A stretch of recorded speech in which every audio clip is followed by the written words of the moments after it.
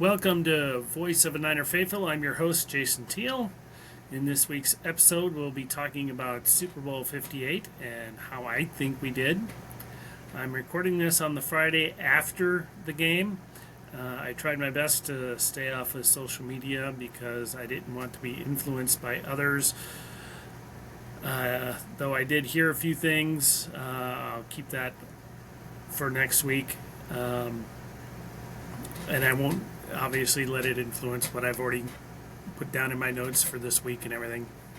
So, also, this is my second episode, and I'm still getting the timing down and all of that. So, as you can see, I am doing this I'm recording this on a Friday. Last week was more Wednesday, Thursday-ish. Though I think I'm going to start sticking with Fridays unless I get a better job, because I have Fridays off. So this works a lot better. So, all right, now that that's out of the way, let's get on with the show. All right, so we'll start the first part out with talking about the offense. So the team itself, the offense did okay. I didn't say they did great. They didn't. But they didn't do terrible either. Penalties were an issue, especially two by Trent Williams. I think didn't help for sure.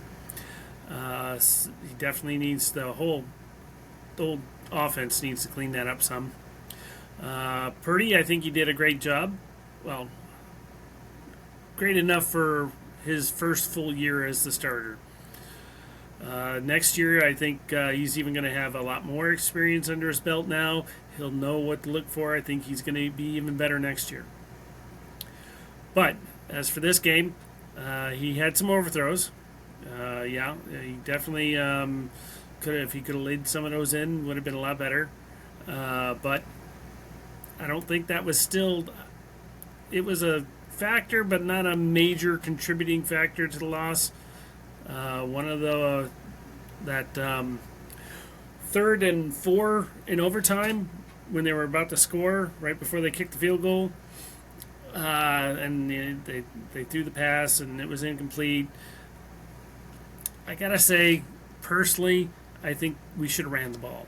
It should have been a CMC run to the left behind Trent Williams, and I think even if we didn't get it, we would have been. I think we would have been a lot closer, and we might have even gone on a 4th down. Who knows? But that's just again me. I'm not a analyst or anything, just a fan. So I think we should have ran the ball. I heard that Shanahan even wanted to run the ball at least 30 times before. I heard this before the game started, but we didn't hit that. I think it was only in low 20s, 21, 22 rushes, and not even 100 yards. Didn't help that CMC, they got the fumble, that he fumbled the ball in that drive. Definitely, that was a contributing factor, I think. But we still should have stuck with the run. I think because of that fumble, I think Shanahan got away from it. But we should have stuck with it. We definitely should have used Mitchell. We definitely should have used Mason. Even if they were in there with CMC, so you didn't know who was going to get the ball, it would have been a lot better. It just simply would have been better if we ran more. But we didn't. And it's too late to worry about it now, but something to think about if we have such a dynamic runner in both CMC and Mitchell. Mitchell showed he can do it in his rookie year. He just kept getting hurt, but he wasn't hurt.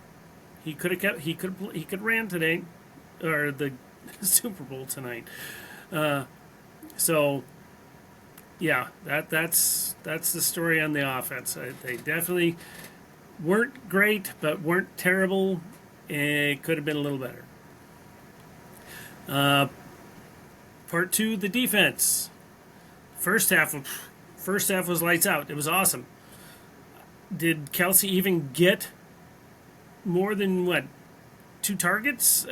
He was he was locked up like crazy. It was awesome. And all the pressures that we got on Mahomes and Chase Young. Chase Young showed it that, hey, he made up for the Lions game for sure. That was a great sack. But I don't know what happened between the first half and second half. Whatever adjustments the Chiefs decided to make, they worked. Mahomes was running like crazy.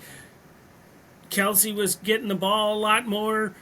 We just couldn't seem to get him. I don't know. It's like instead of adjustments for the better, we made adjustments for the worse. We needed to be out there like we were in the first half. And it wow, it was just terrible. I don't know what Wilkes was thinking in the second half. And then the injuries. Oh, geez. Greenlaw. Can you imagine if Greenlaw would have been in there on that last drive in overtime? I think he would have been able to do to stop Mahomes on those two bigger runs that he had during that drive. Yeah, I think we could have pulled something out. We could have still won. It was just, who knows how that would have affected that. I really think Greenlaw being in there would have made a difference. But to get hurt like he did, oh my God. I was sitting there watching it. He's jumping up and down, excited to get into the game. And then he goes down to the turf.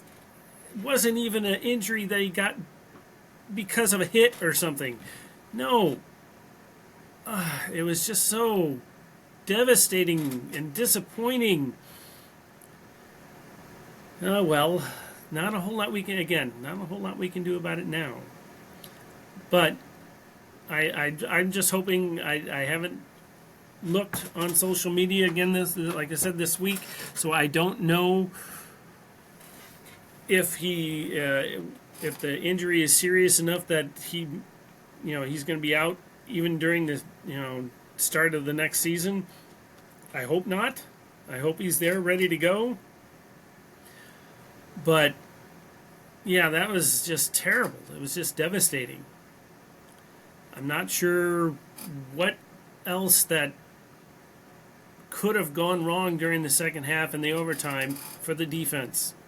They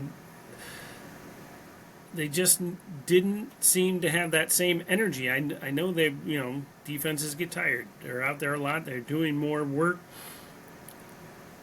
than the offense usually does. The offense usually isn't that tired compared to the defense. So I don't know. They just didn't seem to have that same energy they had in the first half. Could this be on Wilkes again? I don't know. I got some thoughts on that I'll put in that I'm putting in the last part here very shortly. But other than that, yeah, the defense, first half, awesome. Second half, blah. That's pretty much what it is. Now, my last part, yes, my parts this week are kind of short because it's specific to the Super Bowl. Not going into any details on anything else. Next week's episode will be much longer.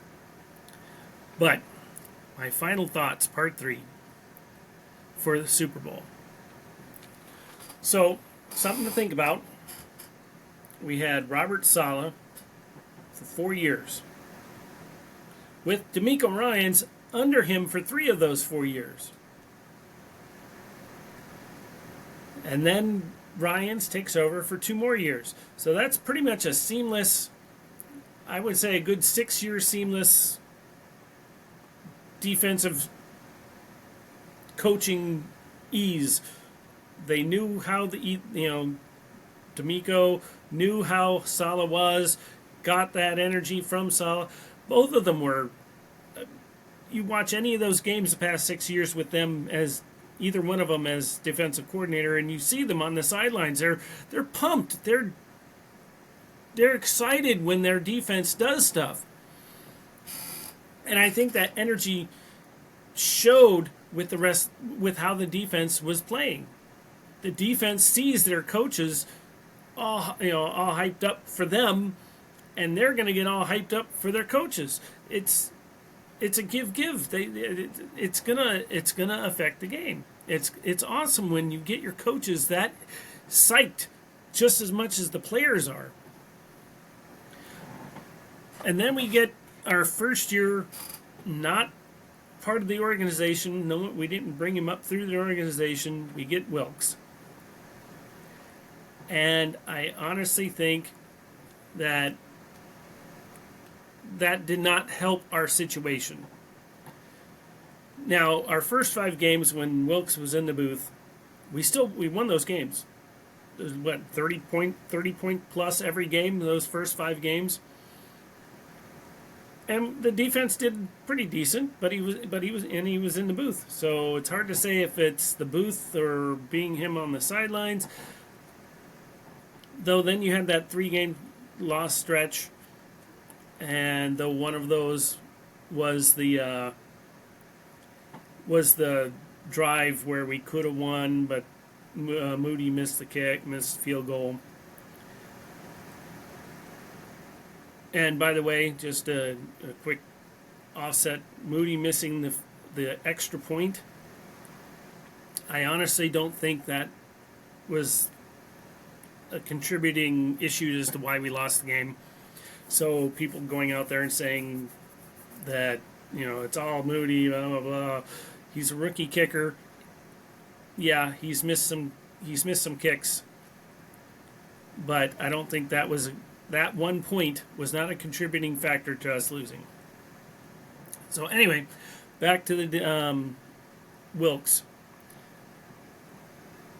His first year could have been better, but he's a different style of DC than D'Amico was, than Sala was, and I think that affected the players too.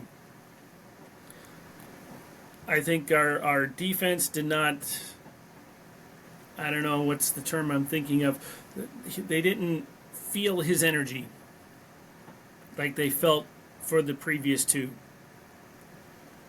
And I think that showed on the field. I think if given another year, he might get that down. He might realize, or he might be able to spin his own way of getting the players motivated better. Who knows? We'll see. I think we should give him a little one more year at least, but that's just me.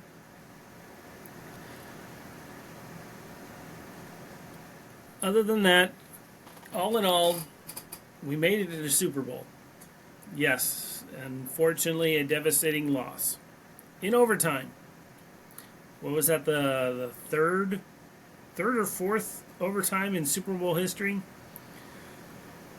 But we made it that far. And while, yes, it would have been great to get over that hump, and I bet you Shanahan was thinking that very same thing,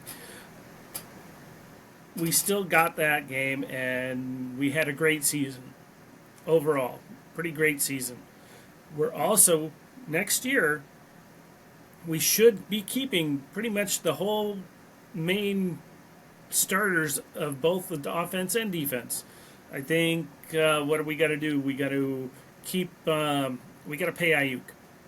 That's simple. Well, not simple, but that's the general idea is we need to pay Ayuk to keep him. And I think we will. I think it'll end up being just like the past couple of years where we had to pay Bosa, and it ended up pretty close to the start of the season. And before that, we had to pay even as far back as Kittle, and we had to get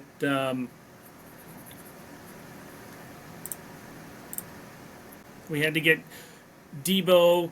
He got paid, but he got paid late. Kittle got paid late. They all know that that's when the 49ers like to do their thing. So what else are we going to do? I think we need to get Ayuk paid, and then once that's done, we have the experience. I'm sure we'll lose a couple people. I don't think we're keeping Chase Young. Maybe even Juwan. Who knows? It'd be nice to keep Juwan Jennings, but we'll see. But we do have also a first and second round draft pick this year. Woo! So I think we're going to make another good playoff run.